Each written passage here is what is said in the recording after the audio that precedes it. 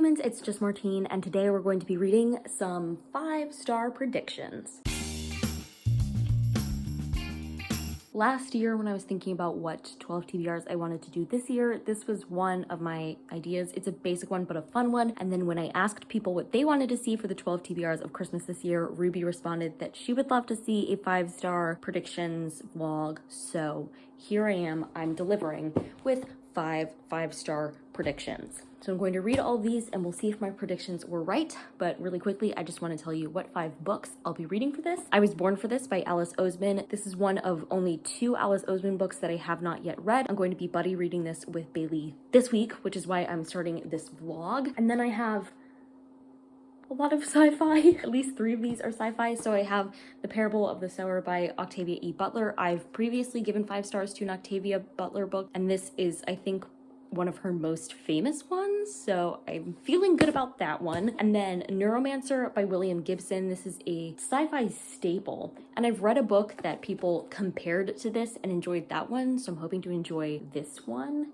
And it's bright green, which gives me hope for some reason, but I'm excited about this. And then I'm going to be reading The Shack because it's a really famous book. I like Christian fiction. This one seems interesting. This one was a real, out of all these, this one I thought through the least. So we'll see how this goes. I have First Meetings in the Enderverse by Orson Scott Card, which is a series of novellas set in the Endersverse, including the novella that originally was Ender's Game. So I hadn't known before I picked this up that Ender's Game, one of my favorite books of all time, was originally written as a novella. So that's included in here, which is one of the reasons I think it will be 5 stars. And then I've also enjoyed the other Endersverse novellas that I've read before, so I'm hoping the 3 others in here also pique my interest. Those are my 5-star predictions. I'm going to get started with this one. Let's go. First impressions. So far, so good.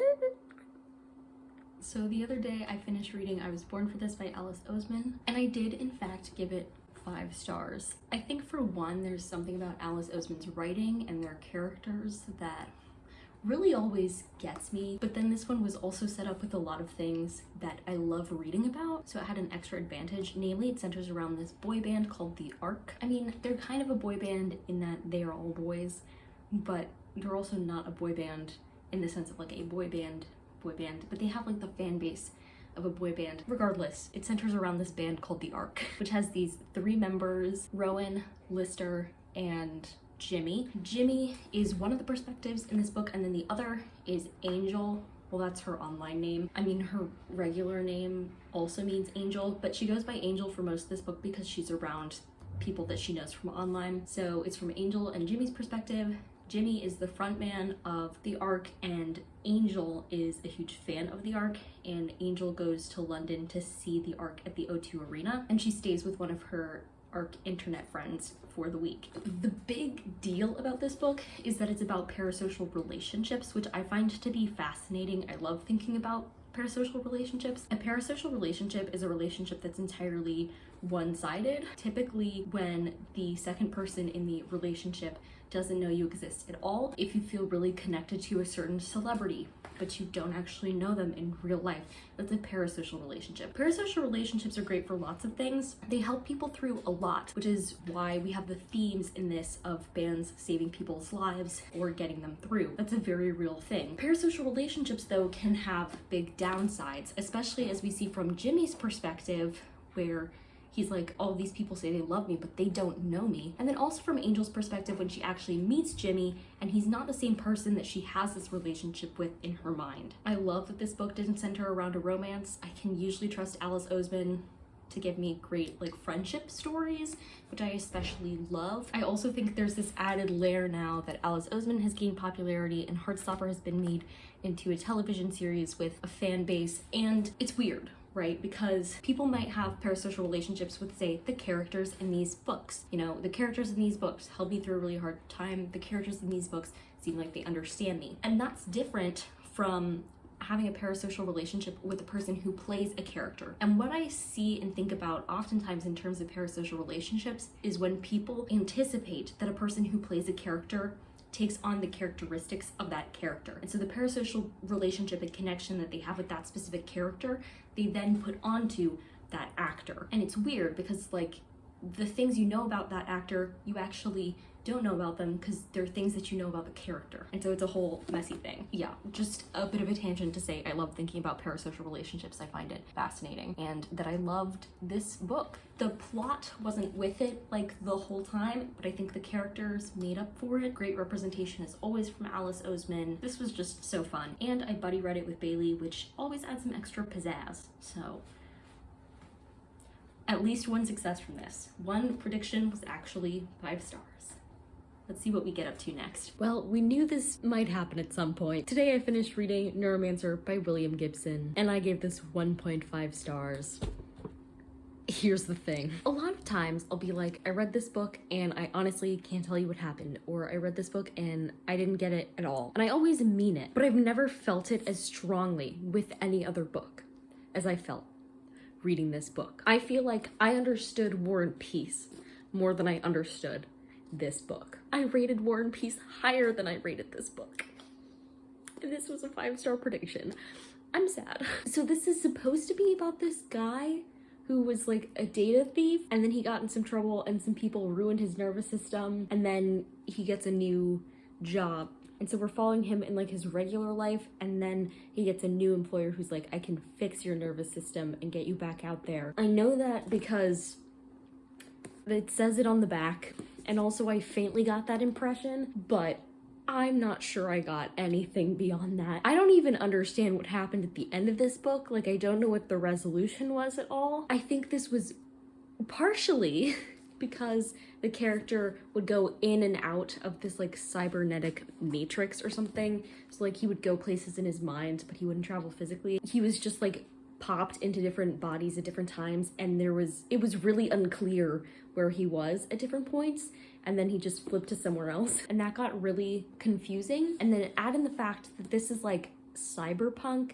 and the descriptions were quite vivid, and I didn't understand any of them. Like, it would say something and I'd be like, I don't know what that means. Like, I had no idea what that was supposed to look or function like, and it was just really confusing. It was really confusing, and it made me feel stupid, and I hate that. And I'm really sad that I'm going to have to get rid of this book because it's such a nice lime green. I love the look of this book, and it was such a cool find at the Dollar Tree because it's like a sci-fi classic. So I'm just devastated about this. Not only was it not a 5-star read, but it was way on the other end of the scale. You can also tell I wasn't having a great time with this because it's less than 300 pages and it took me almost a month to read. I was making good progress on this vlog until I hit this book. By that I mean like I read my first book pretty quickly and then I was like stalled here. 1.5 stars. Let's hope another one of these is 5 stars, but at least all of them will hopefully be better than that. Okay, so far that last book is proving to be a fluke because I did give another 5 stars in this video. So I read First Meetings in the Enderverse by Orson Scott Card, which is a collection of 4 novellas, including the original Ender's Game novella. Ender's Game is one of my favorite books of all time. I just find it so endlessly fascinating, especially from a psychological perspective. And I had no idea that it was originally a novella. And so when I found this at a used bookstore and I saw that it had some novellas I'd never read in this universe and that it had the original novella, I was like, sign me up. And I think the best part of this was that even though I loved the Ender's Game novella, it wasn't even my favorite of the novellas in here, which I think is such a win because like I knew that one would be great because it's just the same thing but shorter. I actually think my favorite one was the very first one, which is about Ender Wiggins' dad growing up in Poland and how he relocated his family. Basically, the government positioning this family to hopefully one day bring them somebody like Ender Wiggin. I also thought the last one was fascinating because we got a look into like later on in the series, and try as I might, I haven't been able to get access to all of the series, and so I've never read the whole series. And so getting a glimpse into like the political repercussions of what happened in Ender's Game was fascinating to me and definitely made me like even more excited to hopefully read those books someday. I don't know, obviously Orson Scott Card, I don't endorse all his beliefs or even most of them. He does write intriguing science fiction. I particularly find the characters in the Ender's universe to be fascinating because of how they think, because I'm an absolute sucker for like savant main characters who have interesting thought processes about things.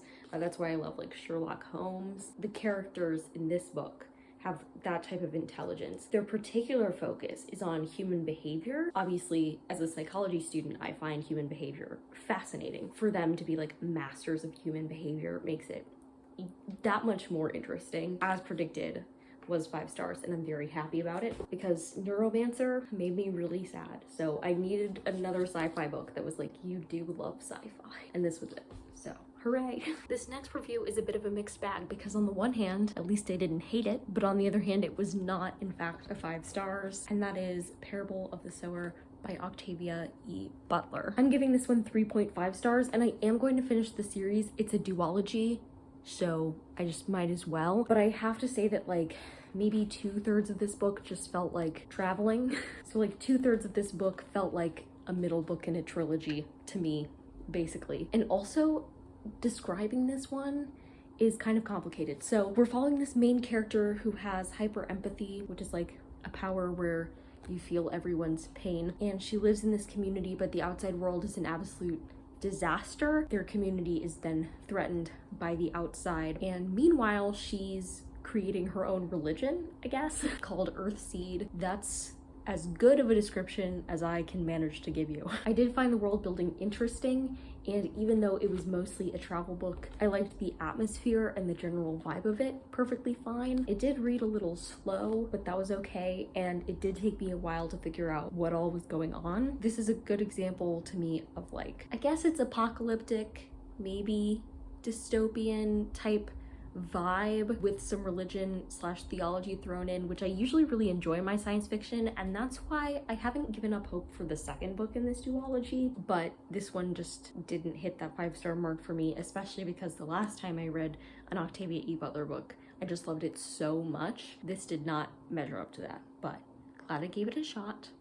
And one more book done for this. Okay, so it's not exactly a 5-star, but it is a 4.5, and that's The Shack. I added it to this prediction list, and honestly, I had no idea why something about it was just calling to me. The whole idea about this is that we're following this guy as he spends a weekend in a shack slash cabin with God. I will say, I think I liked the writing better in the setup of the story than in the follow through, which is probably where the 0.5 leaves. And I feel like it did get a bit repetitive in this latter section of it. I get why that was the case, but like, and from a reading perspective, it was just a bit too much. So in the beginning, we're learning about this guy and his family and this terrible thing that happened to one of his daughters. And then he gets this invitation to spend a weekend at a cabin with God, and so he meets God and has all these conversations with God. I thought this was so interesting, just a really good discussion of God, particularly outside of the idea of organized religion. As much as a figure like Jesus was in this book, the point of this book was not necessarily to endorse Christianity.